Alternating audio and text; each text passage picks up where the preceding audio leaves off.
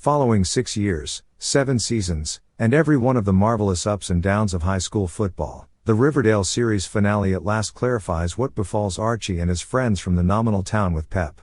Riverdale is overflowing with meta-references to its Archie Comics origin and trouble examining the occasionally absurdity of its source material. That precisely makes the program engaging, and it likewise has permitted Archie Comics to stay effective for near 85 years. The Riverdale series finale ponders how to say farewell to stories that never truly end in a creative amazement that fits in keeping with the remainder of the 1955 set in Season 7. In the series' penultimate episode, Jughead, the town's self-portrayed chronicler, and Betty chose to hold both the good and bad recollections from the more serious Riverdale of the initial 6 seasons. Archie and the group choose to restore their memories. The focal point of Riverdale's finale shifts to 86-year-old Betty's longing to visit her old neighborhood and remember her last day of high school after that.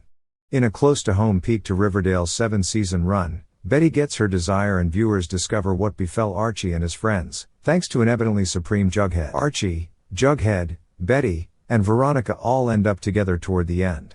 The decision of Betty or Veronica, the all-American high schooler Archie Andrews, is at the focal point of most Archie comic stories.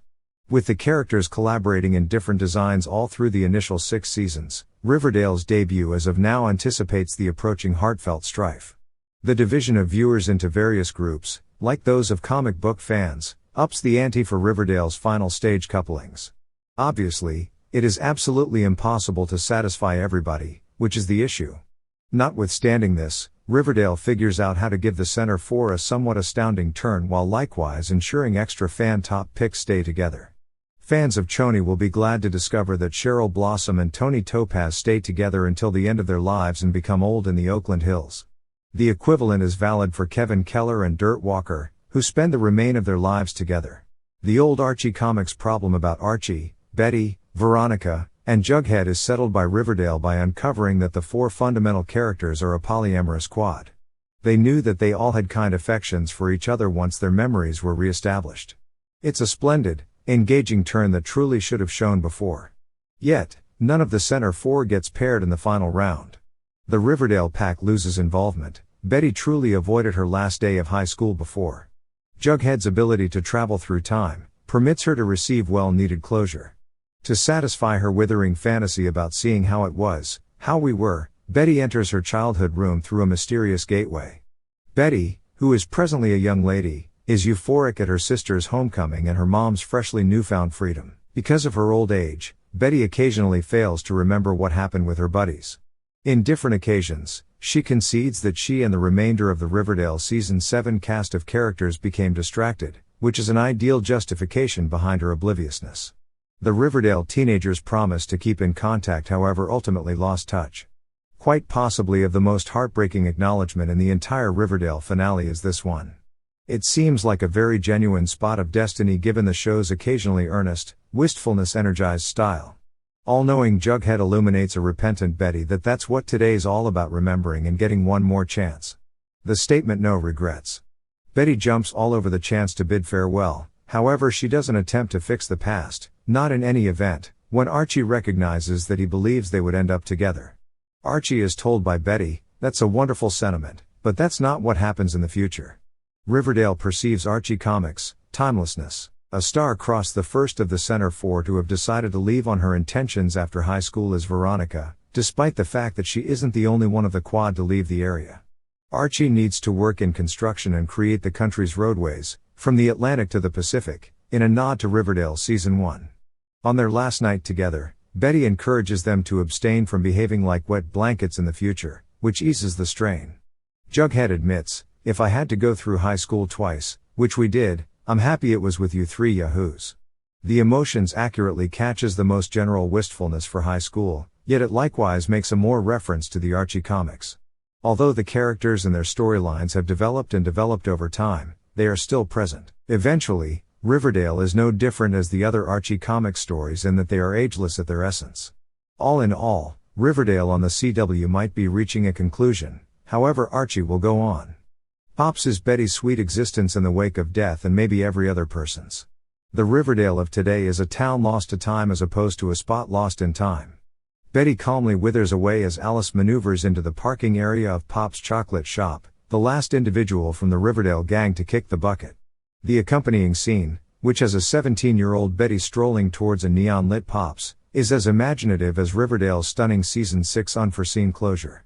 All the entryways opened by Jason Blossom and Pop Tate, and Betty's buddies invite her inside.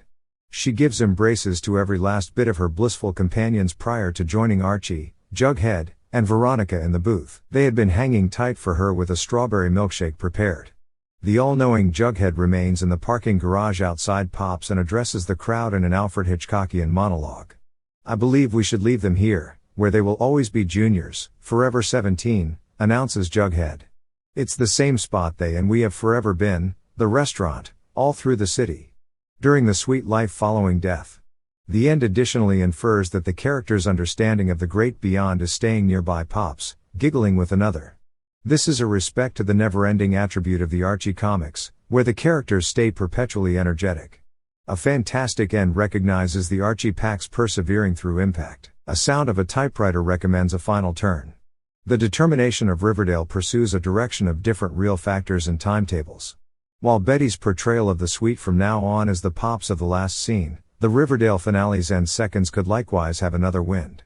Life following death is alluded to in the establishment as the sweet hereafter, and it has been referenced in Riverdale Season 6 and its spin-off, Chilling Adventure of Sabrina. The Riverdale Season 1 end, named The Sweet Hereafter, highlights the center for getting milkshakes as Pops and wraps up with Jughead saying, "As dangerous as the world had become, here, in this booth, we were safe." Jughead has told the narrative ever since the opening of the Riverdale pilot. It is uncovered at the determination that he founded a magazine that has been published for around 70 years. Jughead tells Betty, "I'm not gonna lie, as far as legacy goes, I could have done a heck of a lot worse." It's mostly kids and teens who read it. The remark reinforces the conclusion made in the Riverdale finale that Jughead has been composing the story the whole time, regardless of whether it is to a greater extent a meta wink as opposed to anything more.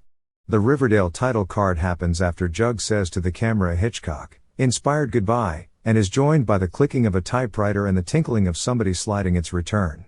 The jingle of the door to Pop's initial fills in as the soundtrack for the Riverdale pre-credits title card all through Season 7. In the Season 6 finale, a godlike Tabitha Tate moves the gang back to the 1950s, when they awaken Pop's probably saving them from a town-destroying comet. Season 7th of May, in any case, have occurred in the sweet hereafter. Everybody is present when Betty shows up once and for all. There are no chimes jingling when the title card shows up. Since this form of the all-knowing Jughead is never totally made sense of, the typewriter commotions demonstrate a last meta shock that makes the Riverdale series finale one to remember. Thank you so much for watching. If you want more movie recaps and ending explains, hit that subscribe button. Bye.